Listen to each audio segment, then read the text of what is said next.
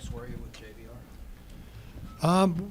There was, I didn't have any offers at all until about 1:40. I got a call from a team, and they had a concept that if they were able to move a forward off of their team, then they had interest in acquiring JVR. We talked about the parameters of what the deal would look like, and it made sense from that standpoint, but all along it was conditional on the other trade going through, and eventually the other deal fell through, and That was just minutes before the deadline.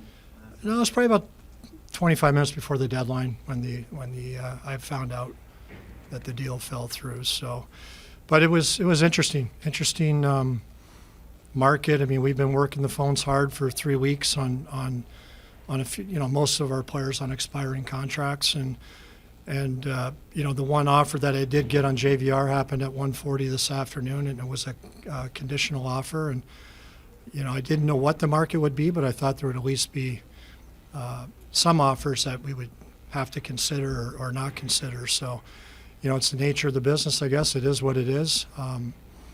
We would probably rather have a good pick and allow JVR the opportunity to play in the playoffs, but the market spoke, and it wasn't to be. And he's a true professional. He's a good hockey player for us, and he'll be a good mentor down the stretch. But Did you have other teams that you went back to when you found that out? oh, I've been speaking to teams for 3 weeks. I've spoken to every team. Right before the deadline, like when that deal fell through. Every team by then had already told me, no, several times. So, there was no. That deal didn't hold up anything at all. I never had an offer until that conditional offer at 1:40, which I found out at 2:30 wasn't going to happen. And So I spoke. They acquired somebody else, just to clarify, they acquired somebody else? No, they didn't acquire somebody else. They were going to move a forward. The other team, I don't know the details of what they were doing. It wasn't really my business. But if they were able to consummate the other trade, then they were going to come back. But we had the framework of the deal done in case they were able to make that trade, and they weren't able to make it. There was a report from Elliot Friedman who said that it was pending a physical, so that wasn't true. No, nothing. Routinely, when you acquire players, teams ask, about the medicals, and they did ask, and his medicals are fine. You guys have been covering JVR; he has no medical issues, but it had nothing to do with us. Again, we agreed to the conditional part of the deal, but I understood the conditions, so there's nothing untoward here. Like we understood that if the deal happened, we had a deal. If it didn't happen, we didn't have a deal. It was all up front, and but at that point, again, we were where we were. Chuck, you said there were no firm offers on JVR, but obviously deals have been going on for the past week or so. Do you think that maybe your ask was too high in the early going, and then there was no one left that had interest because they had already had their pieces by deadline day? No, I don't think that at all. Typically, you make an offer and another team counters. If a team has interest, they typically counter, or they accept your offer or they counter your offer. I mean, these are draft picks we're talking about. It's not overly complicated. So, but there's no smoking gun here, I guess is all I could say. But, we certainly made everybody aware he was available. We made everybody aware we would retain 50%. We made everybody aware that we could even take back a contract if that helped a little bit more on the cap or the cash.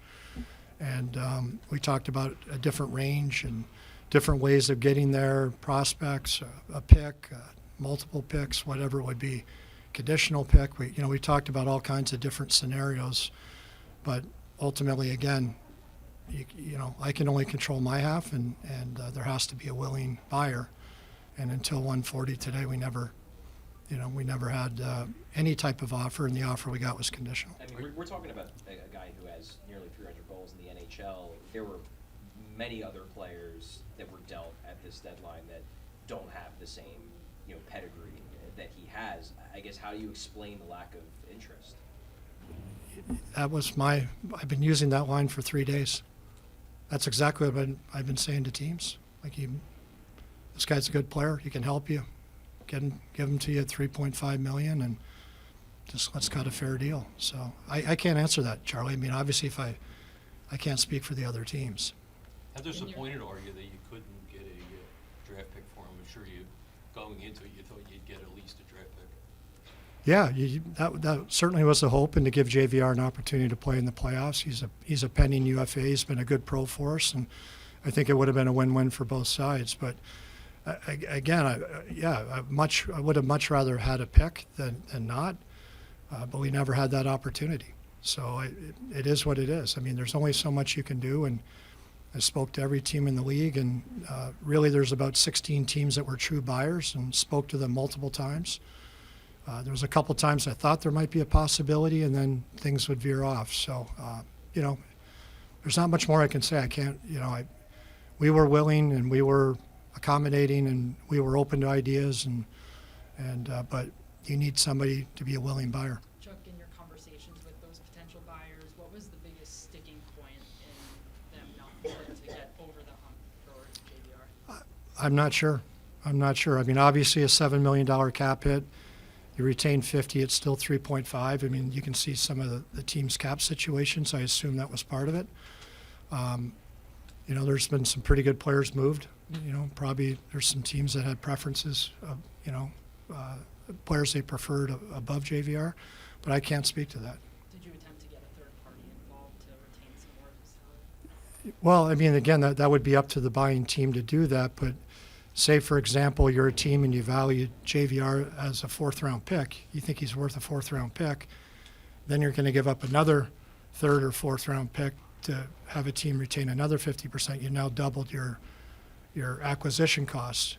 And so I'm trying to be really clear here. I didn't get a firm offer of even a fourth-round pick for JVR. So, just logically, I can't speak for those teams, but obviously that's more than they wanted to pay. Chuck, you said that you were willing, if it would help, to take back an NHL level contract.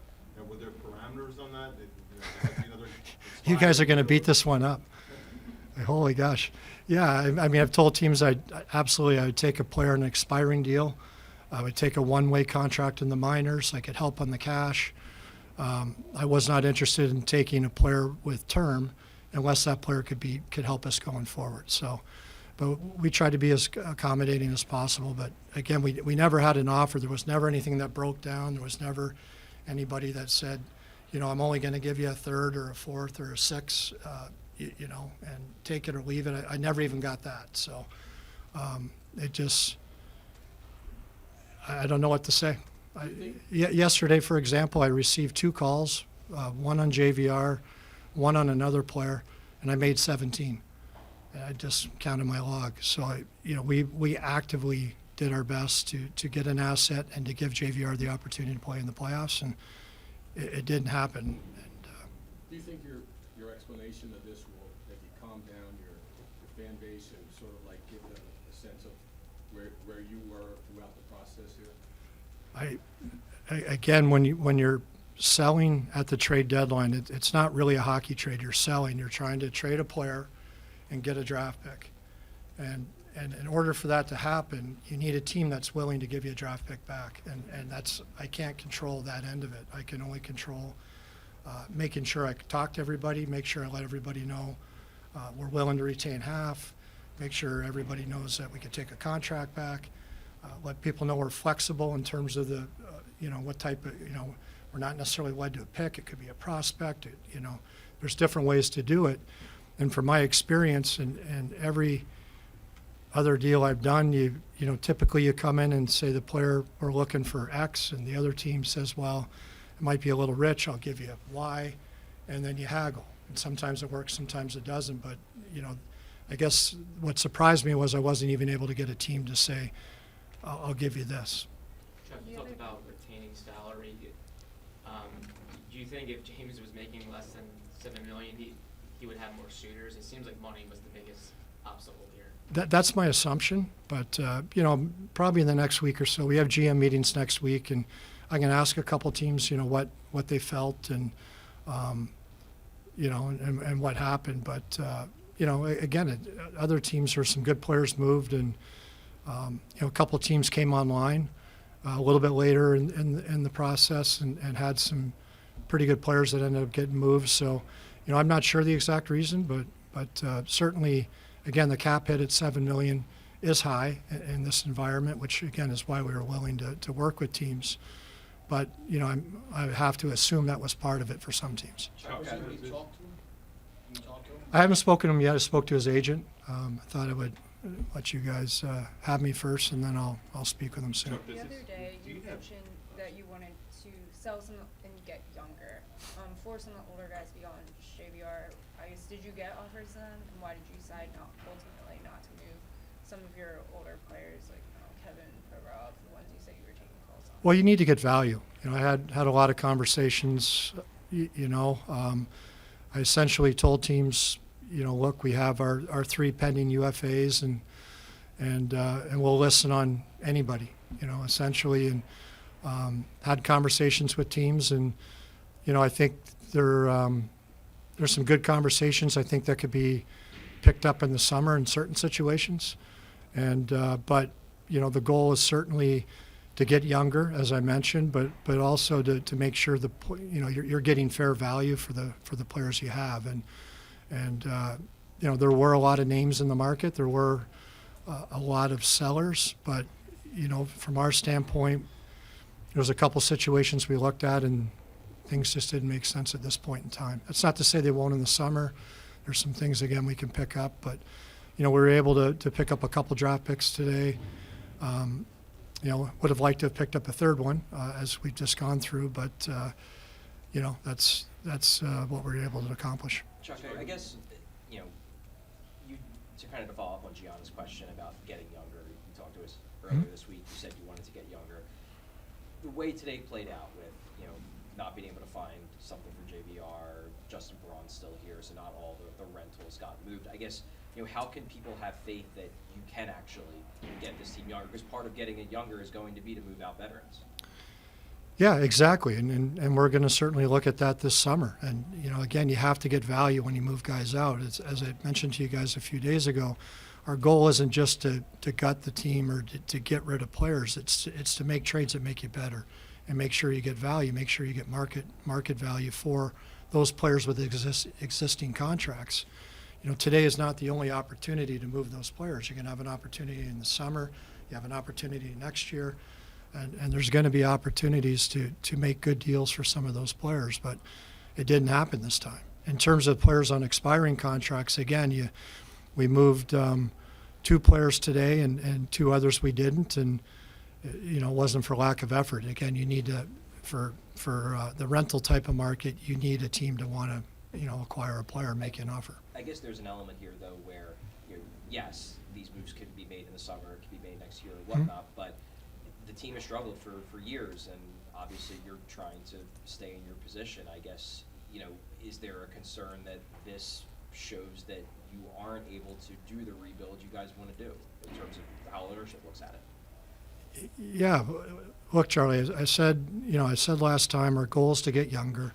We do want to add more young assets. We are a younger team this year. We do have some pieces in Lehigh Valley and elsewhere that we think could be part of the solution going forward. We do have some veteran players on our team, or some players, mid-range age guys that we think can be a part of this too as we go forward. And we're going to just continue to look at every opportunity to get better. And the trade deadline was one opportunity. There was not fair deals, in my opinion, to be made. There are some things that potentially could happen in the summer, and as we go forward, we'll just continue to look at those opportunities. But we will get younger. We're going to continue to add more young assets, and we're going to continue to build this up. Chuck, A few more. with your, you've expressed the need for high-end talent. Yeah. Cutter Gauthier is having a great season down at Boston College, or up at Boston College, I should say. Is there a possibility that the Flyers are willing to extend an ELC to him? I spoke with him last week. He said he was going to sit down with his friends, his family and the Flyers in an interview to me.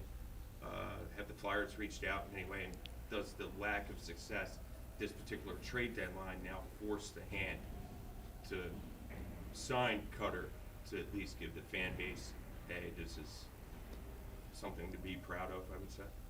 Yeah, I don't think you want to even go back to Charlie's last question. I don't think we want to just make moves for the sake of making moves. Like with Cutter, you know, we have to sit down with Cutter and really have a good conversation with Cutter, with the coaches at BC, with their own development people, and you know, out of respect to the fact that they're starting playoffs next week, it's not a conversation you have during the year. We speak with Cutter all the time. I've been up there a few times. Other staff members have been up there. We've met with the coaches. I speak with his advisor. And, you know, ultimately the decision we make has to be about what's right for Cutter and his development. He's too important to make a decision not based on what's right for him. And but, you know, I think there's conversations that have to be had, and at the end of the season, we'll certainly sit down and do that. Is One or two more? Brendan Lemieux a guy you're going to look at for the future, or was that deal basically for the 5th round pick? Yeah, when I spoke with Rob Blake, we had spoke about Zach. They had interest.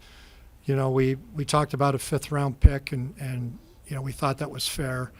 But he said to me, you know, I need a little bit of time. I need to move Brendan Lemieux in order to bring in Zach McEwen. I said, well, I'll just take him, you know, with the 5th, but I'll take Brendan as well.